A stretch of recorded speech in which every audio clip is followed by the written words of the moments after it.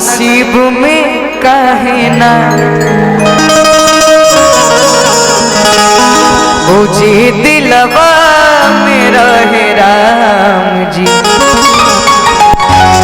वो नसीब में काहे ना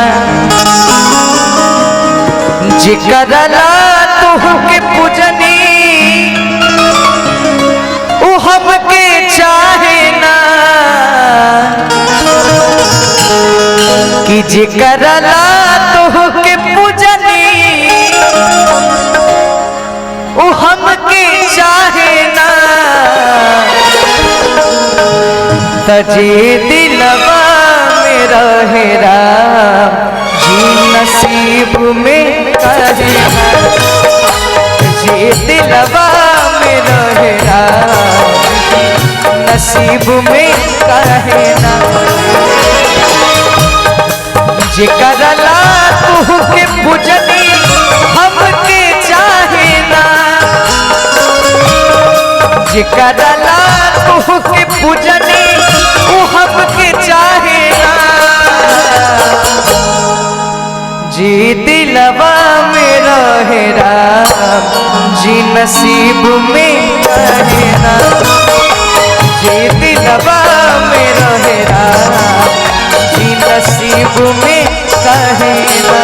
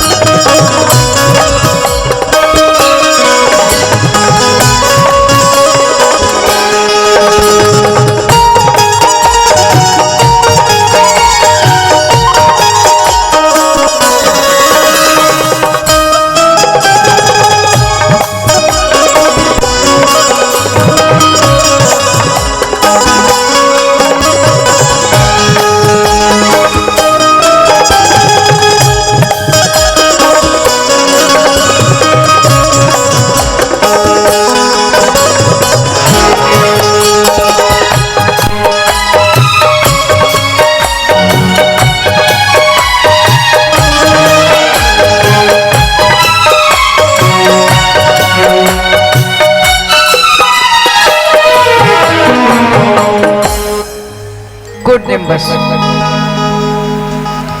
वो शिकवा नहीं किसी से वो किसी से गिला नहीं वो नसीब में नहीं था जो वो हमको मिला नहीं वो शिकवा नहीं किसी से गिला नहीं वो नसीब में नहीं था जो हमको मिला नहीं। लेकिन एक बात और कहेंगे वो तू पसंद है किसी और की वो तुझे देखता कोई और है वो तू दिल में है किसी और की ओ तुझे मानता कोई और है। और आइए फिर सैड सॉन्ग गवा गई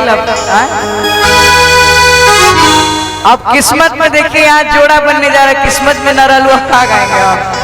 यहाँ जोड़ा बनने जा रहा है भैया। वोट दे दीजिए अब शादी विवाह के गीत की तरफ चले जाओ, कन्यादान गीत।